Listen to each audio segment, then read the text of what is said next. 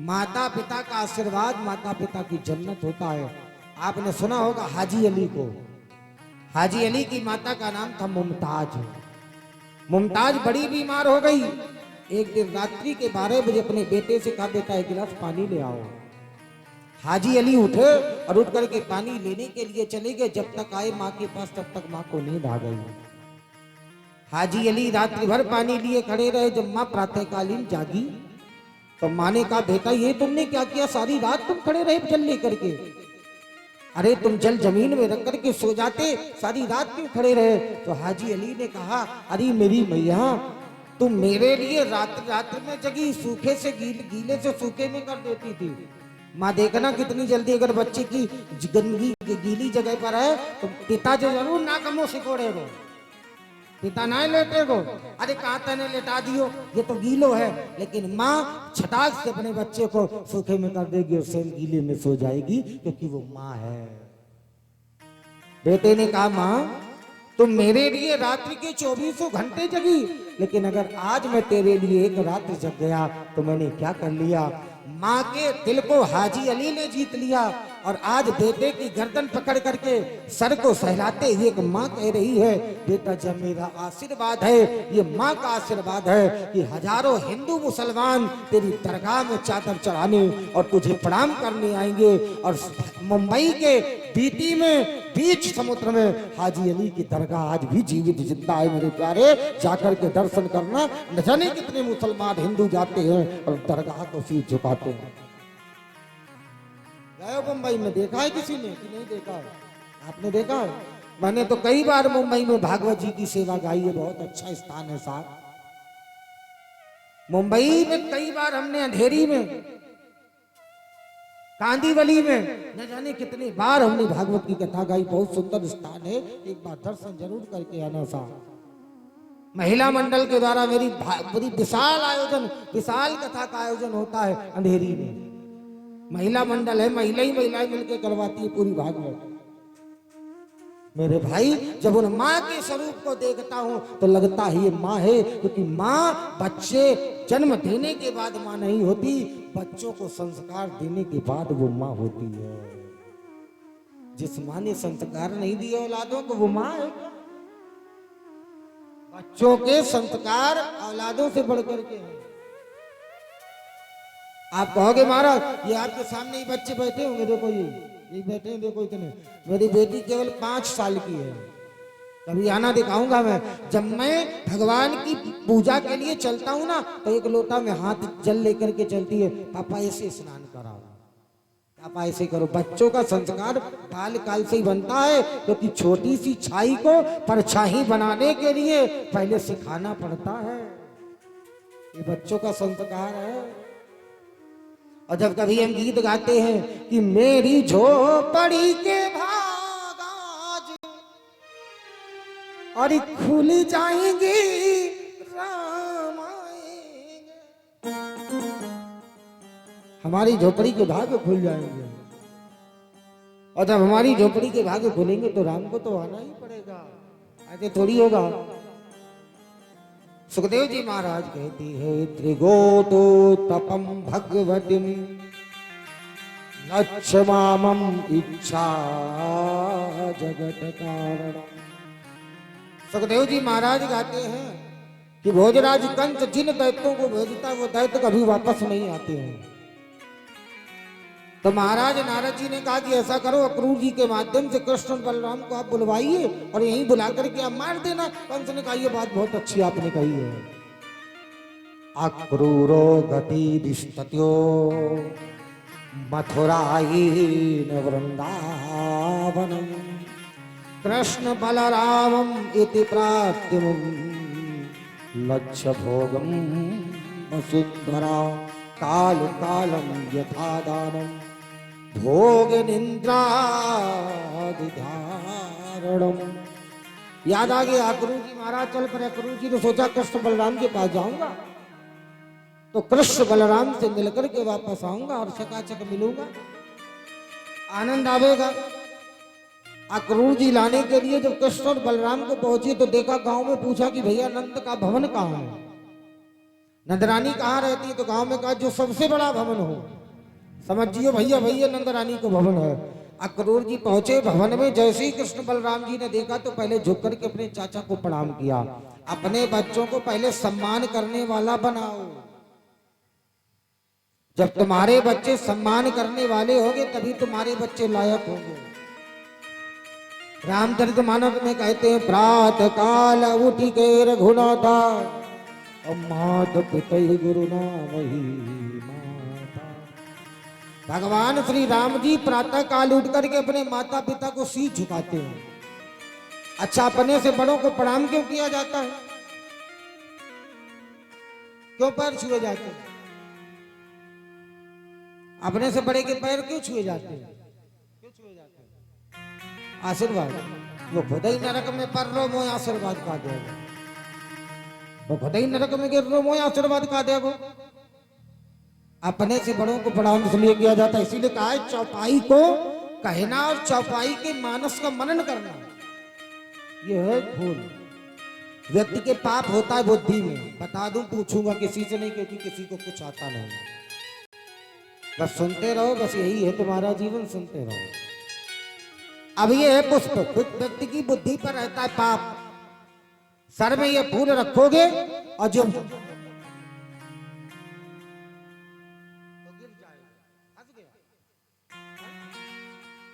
अच्छा देखो, इधर लाओ,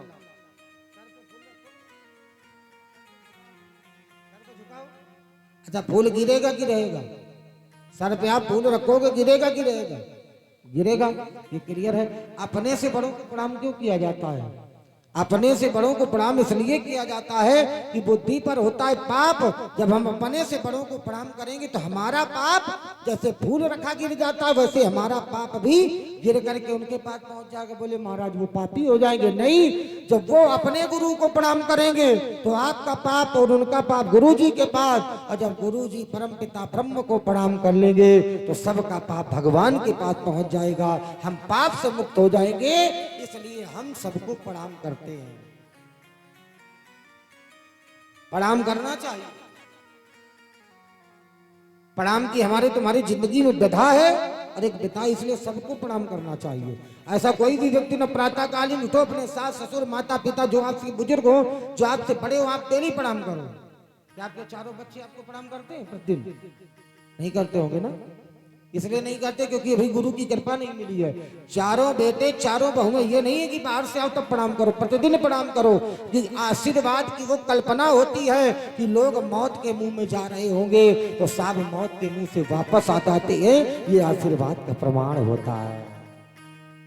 सावित्री को आशीर्वाद मिला था, हनुमान जी को आशीर्वाद मिला था, जामवंत को आशीर्वाद मिला था, सुग्रीव को आशीर्वाद मिला था। इसलिए चारों बच्चे आपके प्रणाम करें, चारों बहुएं प्रणाम करें। बहुएं की तुम्हारी हंस रही है, बहुएं आपकी चारों प्रणाम करती, मुस्कुरा रही हैं वो। चारों प्रणाम करें बेटे, चारों बहुएं प्रणाम करें। आप इनको प्रणाम करो प्रतिदिन। ये घर की विधाएं हैं। आज भी हमारी दादी भैया बूढ़ी हो गई है, और अगर उनकी ननद आ जाती है साहब तो वो चल नहीं पाती, तो दौड़ के पहुंचती पहले पैर छूने के लिए। हमने कहा तो तुम बूढ़ी हो गई? बोले नहीं, ये सम्मान है कि जो किसी को मान और सम्मान देता है उसी का सम्मान परमात्मा करता है। हर व्यक्ति को सम्मान देना। चारों बेटों से आपका घर सत्संग का मंदिर तब बनेगा जब आप किसी गुरु की या किसी अच्छे संत की बाह पकड़े होंगे। किसी ने कहा है अगर आपने अच्छे संत की, अच्छे भक्त की, अच्छे ब्राह्मण की बाह पकड़ ली तो आपका घर घर नहीं, आपका घर मंदिर हो जाएगा। क्योंकि समझाने वाला आता रहेगा, आपकी बुद्धि में विकार नहीं जाएगा, आकार सही हो जाएगा तो जिंदगी का अलंकार बन जाएगा। और जब जिंदगी का अलंकार बनेगा तो जीते जिए जीवन स्वर्ग बन जाएगा। चाहिए प्रतिदिन प्रणाम करना चाहिए। तुमने प्रणाम किया है? तुम प्रणाम करती हो? तुम्हारी जब आपकी शादी हुई थी तब आपकी सास थी? पति एक भी दिन नहीं होगी, ये मैं आज आपको लिख के दे दूं। अगर आपकी शादी हुई हो और अगर आपकी सास जिंदा होंगी तो आपकी एक भी दिन नहीं पति होगी। पति है शास्त्र तुम्हारी बनी नहीं होगी, ये मैं लिख के दे दूंगा। हाँ, कहीं भी कोई पूछे, तुम्हारी एक भी दिन शास्त्र नहीं बनी होगी, जबरदस्ती जरूर बनी होगी, जबरदस्ती बनी होगी, लेकिन ज्यादा तुम्हारी बन के नहीं चली होगी। क्यों? क्योंकि आप आसमान में होगी तो वो पाताल में होगी, और आसमान पाताल वाले की नहीं बनती, केवल धरती और आसमान की है। क्योंकि धरती के ऊपर आसमान है और आसमान के नीचे धरती, धरती के नीचे पाताल है। बनाई उसी से जाती है। देखिए बनाना कैसे चाहिए, जिंदगी में बनाना हो तो कैसे बनाना चाहिए, हर व्यक्ति बना सकता है। एक होता है दूध, एक होता है चावल, और एक होता है दूध, चावल और चीनी। तीनों अच्छा रंग कैसा होता है, तीनों का रंग कैसा होता है, सफेद होता है। और कढ़ाई में डाल के तीनों को चढ़ा दो तो तीनों दिखाई देते हैं कि कितने दिखाई देते हैं? दो दिखाई देते हैं। बहुत अच्छी बात। जवाब देते हो तभी हम कथा सुनाते हो। मैं चाहे कहीं जाऊं, जो जवाब नहीं देता फिर मैं बेमन से कथा कह के चला जाता हूं। फिर बेमन कहता हूँ आप सुनना हो तो सुनो, बाकी ये तो सब ऐसे ही बैठे हैं केवल मनोरंजन लेने के लिए। बोलो राधे राधे, जोर से बोलो प्यारे राधे राधे। अब दूध, चावल, चीनी को मिला दो, आकार साफ सफेद है, लेकिन मिल जाएंगे तो दो दिखेंगे, कौन? चावल और दूध। चीनी दिखाई नहीं पड़ती है। आइए वेदांत में इसका आपको दर्शन कराते हैं। उसी प्रकार ये दुनिया दिखाई देती है और दुनिया में रहने वाले ये जीव दिखाई देते हैं, इंसान दिखाई देते हैं और ये दुनिया दिखाई देती, लेकिन भगवान दिखाई नहीं पड़ता। मिला है, जैसे उसमें तीनों मिले हैं वैसे इसमें भी तीनों मिले हैं, लेकिन अगर उसमें चीनी का एहसास करना है तो जीभ में रखना पड़ेगा। उसी प्रकार इस जगत में अगर भगवान का एहसास करना है तो परमात्मा के नाम का सहारा लेना पड़ेगा, और उस सहारे में ही परमात्मा का दर्शन हो जाएगा। परमात्मा के नाम का सहारा लेना पड़ेगा। परमात्मा दिखाई नहीं देता। अक्रूर जी ने कहा लाला कन्हैया तुम्हारे तो मामा ने बुलाया है। कन्हैया बोले चलूंगे। सवेरो भयो भैया, कन्हैया तो तैयार है गए, सारे बजवाले आए गए। लाला तू चले जाएगो, कहा करेंगे राधा रानी आ गई। कन्हैया बोले आज को जाऊं और परसों को आ जाऊं, हर आने वाले को जाना पड़ा है, लेकिन इंसान वही अच्छा होता है। कोई होता है आते आते रुला देता है, लेकिन एक वो होते जो जाने के बाद रुलाते हैं। जो जाने के बाद रुलाए वो हमारी याद है, और जो आते आते रुला दे वो हमारी फरियाद है। फरियाद रुलाती है, याद रुला के जाती है। अच्छा हम जाएंगे तो आपको कष्ट होगा कि नहीं होगा? होगा, सच बताना, होगा कि नहीं होगा? जब हम यहां से जाएंगे तब आपको, हमको तो आज ही हो रहा है, हमको तो आज ही हो रहा है। जाएंगे तो कष्ट होगा, क्योंकि अभी मैनपुरी से चले थे तो पूरा गांव ऐसे रो रहा था महाराज, ये नहीं पता चला कि हमारे गांव में ब्याज जी आए हैं कि हमारे गांव में घर का आदमी आया है। क्योंकि जाओ और अपनों में ऐसे मिल जाओ कि सब हमारे अपने हैं। कौन हमारा गैर है, कौन हमारा पराया है। हमने अपनों को छोड़ दिया, अपनों को छोड़ दिया। गैरों को अपना लो मेरे भैया, अपनों को तो सब प्यार करते हैं। जो गैरों को चूमता और चाटता है वही तो महान होता है। जो गैरों को आपने देखा होगा एक बंदर का, तो भगवान श्री सुखदेव जी महाराज कहते हैं राजन अब हमारे ठाकुर जी चल पड़े लेने के लिए। और जब हमारे ठाकुर जी लेने चले तो सारी की सारी विधिमंडल के लोग तैयार हो गए, आ गए। ठाकुर कन्हैया बोले आज जाने तो परसों को आ जाऊंगा। राधा रानी ने कहा तुम झूठे हो। कन्हैया बोले बिल्कुल झूठा नहीं, मैं आ जाऊंगा, तुम्हारे तरफ में सत्य बोल रहा हूँ, आने का मेरा निश्चय है, मैं आ जाऊंगा। चल बड़े हमारे ठाकुर जी वहां के बिहारी। आगे पहुंचे तो भगवान को पहले को धोबी मिला। धोबी भगवान को, भगवान ने कहा कपड़े दो, तो धोबी गाली देने लगा, यही धोबी है त्रेता युग का जिसने जानकी पर कलंक लगा दिया था। भगवान ने उसको मारा, कपड़े ले लिए, आगे चले। दर्जी मिला, कपड़े सिलवाए पहन लिए। आगे चले, माली मिला, आशीर्वाद दिया मेरी पूजा में फूल नहीं आएंगे, फल नहीं मिलेगा। आगे चले तो देखा 3 जगह से टेढ़ी कुब्जा आ रही थी।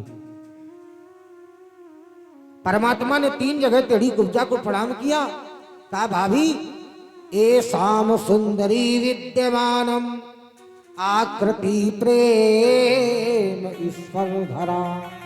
अरे देवी तुम बड़ी सुंदर हो, कहाँ से आई हो? मन सुखा हंसवे लगो, ब्रजवासिन को कुछ हंसवो गावे की आदत ज्यादा हो, इनकी छठी में लिख दी हो जाए। मन सुखा ने कही, भौजी तेरो ब्याह हो गो कि नहीं? कुब्जा बोली, मैं 70 साल की तो बूढ़ी दिख रही, तू मोते पूछ रो ब्याह भयो की नहीं? तो सुन सुन कर मन सुख की बातें, कछु प्रेम हृदय में बाड़े हैं। अब बोली, मन सुखा तेरी दोनों फूट गई, देख मेरे बाके बिहारी पिया सामने। ये स्वामी बाके बिहारी हमारे पिया है, एक जन्म के पिया नहीं, जन्म जन्म के पिया है। भगवान मंडशाला में प्रवेश करते देखा धनुष रखा था, भगवान ने धनुष को 2 खंडों में विभाजित कर दिया। आगे जैसे ही बड़े कबलैया पीठ नाम का हाथी भगवान को मारने के लिए, भगवान ने सूर्य को पकड़ा, उठाते उठाते जमीन पर पटक दिया। एक दांत बलराम जी ने पकड़ा, एक दांत पकड़ा है हमारे श्री कृष्ण जी ने। मल्लशाला में प्रवेश कर गए। तल और तोसल नाम के 2 दानव आए। भगवान कन्हैया ने सल को पकड़ा, बलराम जी ने तोसल को पकड़ा, उठाते उठाते जमीन पर पटक दिया। सल तोसल का कल्याण कर दिया। चारूर और मुष्टिक्ष नाम के मात्र 2 दानव बैठे थे। भगवान ने पकड़ा चारूर और मुष्टिक्ष को, उठाया, जमीन पर पटका और दोनों घुटनों के बगल छाती पर लेट गए। चारूर और मुष्टिक्ष का उद्धार कर दिया। कंस सोने के सिंहासन पर बैठा था, भगवान ने बाल पकड़े जमीन पर उतार दिया। पैर रखा छाती पर, याद करो मामा, वही है हमारी माँ। याद करो मेरे मामा, मैया के बाल पकड़ कर खींचे थे, मैं उसी देवकी का लाला, 8वां लाल कहलाता हूँ। बालों का बदला बाल लेत, बालों का बदला लेता है। अब बालों का बदला बाल लेता है बाल देवकी का। आज देवकी का बाल तेरे सामने खड़ा है बदला लेने के लिए। मेरे मामा, तुमने बड़ा प्रयास किया मारने का, लेकिन मार नहीं पाए। कौन मार पाएगा हमें? कंस ने कहा छोड़ दो। भगवान बोले वसूल है, बोलता नहीं है, बोला हूं तो छोड़ूंगा नहीं। उछले भगवान और उछल करके दोनों टांग से फैला करके कंस के सीने पर वार किया। कंस का प्राणांत हो गया। मणि निकली, भगवान ने हृदय पर धारण कर ली, पैरों पर धारण कर ली। नाना उग्रसेन को बाहर निकाला। नाना उग्रसेन के मस्तक पर तिलक किया। सांदीपन मुनि के आश्रम में शिक्षा धन करने के लिए चले गए और शिक्षा धन करके आए। 60 दिनों में 64 कलाओं का ज्ञान प्राप्त किया। और वहीं पर भगवान कृष्ण को श्री बलराम जी को, कृष्ण जी को महाराज श्री सुदामा जी से मित्रता हुई है। भगवान कृष्ण आज मथुरा में बड़े प्यार से रहने लगे। लेकिन भैया तुम सुख से रहोगे, दुनिया तुम्हें सुखी नहीं रहने देगी। आप सुख से रहोगे, दुनिया तुम्हें सुख से नहीं रहने देगी। मगध देश के राजा जरासंध, उनकी 2 बेटी आस्ती और प्राप्ति जरासंध को ब्याही, महाराज कंस को ब्याही थी। दोनों पहुंची अपने पिता के पास में और कहती है, मगध देशाय राजाय जरासंधाय दुर्खा तो पितगृह स्मृति। दुख के कारण पिता के पास में पहुंची। पिताजी ने कहा क्या हो गया? कहा मेरे ननंद के बेटे ने मेरे पति को मार दिया है। जरासंध को क्रोध आ गया, आक्रमण कर दिया मथुरा में। 17 बार आक्रमण किया। भगवान ने सेना को छोड़ दिया, सेना को मार दिया, जरासंध को छोड़ दिया। सुखदेव जी महाराज कहते राजन ये बताएं तुम्हें, भगवान सेना को मार देते, जरासंध को इसलिए छोड़ देते हैं कि जितने भी दुनिया के दुष्ट हैं ये ढूंढ ढूंढ करके लाएगा और एक जगह बैठे बैठे मैं सारे दुष्टों को मार दूंगा, क्योंकि मेरा जन्म ही है निश्चरहीन करो भुज उठाए प्रण कीन। मेरा एक प्रण है कि मैं निश्चरों से हीन कर दूंगा धरती। 18वीं बार ये आक्रमण करने के लिए पहुंचा। और जब ये 18वीं बार आक्रमण करने के लिए पहुंचा तो ये काल यवन को लेकर के पहुंचा। जब काल यवन को ये युद्ध के मैदान में पहुंचा तो भगवान रण छोड़ करके भाग खड़े हुए। सुखदेव जी महाराज कहते हैं राजन भगवान रण छोड़ करके क्यों भागे? क्योंकि ब्राह्मणों के लिए परमात्मा ब्राह्मण की रक्षा और सुरक्षा करता। आप कहते महाराज ब्राह्मण लालची होते हैं, ब्राह्मणों का स्वभाव होता है, ब्राह्मणों का कर्म होता ही है मांगना, क्योंकि ब्राह्मण की रक्षा के लिए परमात्मा अवतार ही धारण करते हैं। किसी ने कहा किसलिए भगवान आते हैं, तो कहा विप्रधेनु सुर संत हित, पहले ब्राह्मणों के लिए भगवान आते हैं। आप कहोगे पंडित जी आप ब्राह्मणों ब्राह्मणों की बड़ाई करते हो, अगर आज भी ब्राह्मण अपने कर्म में ठीक है, अपने कर्म से पथिक नहीं है, तो जो मुंह से कह देगा वो सत्य होगा। अब ये सत्य नहीं हो सकता है अगर अपने कर्म में है तो, क्योंकि ब्राह्मण ने मारी हरि के लात, ब्राह्मण ने छत्र संहारे है, अब ब्राह्मण ने समुद्र सुखाए लियो, ब्राह्मण ने समुद्र सुखाए लियो, अब ब्राह्मण ने गंगा बधारी है। महाराज जानू ऋषि ने गंगा जी को उठा के पी लिया था, ब्राह्मण ने गंगा उजारी है। अब मत ब्राह्मण ने मारी हरि भगवान के लात, आई ब्राह्मण ते मत बैर करो, ब्राह्मण ते परमेश्वर हारो है। भगवान भी हारा है, तुम हार गई तो क्या है। तुम अगर हार गई, पंडित जी को मना करते कहते पंडित जी चंदन न लगाना है, कि पंडित जी कहते महाराज जी हम लगाएंगे जरूर। हमने कहा क्यों लगाओगे, बोले वो मना करेंगे हम लगाएंगे। हमने कहा लगाते रहो, अगर वो जिद है तुम्हारी तो तुम लगाते रहो, आप मना करते रहो, वो अपना कर्म करते रहो। हमारा कर्म है केवल अगर लड़ाई हो जाए तो अलग अलग कर, आप दोनों लोग लड़ जाओगे तो हम अलग अलग कर देंगे, पंडित जी को डांट के आपको समझा देंगे। लेकिन अगर मारना है तो व्यक्ति को कैसे मारना नहीं चाहिए। सुखदेव जी महाराज कहते हैं राजन ब्राह्मणों की रक्षा के लिए, क्योंकि जरासंध जब चला वो अपने ब्राह्मणों को दिया हवन, कहा जाओ ब्राह्मणों हवन करना, यज्ञ करना, जप करना।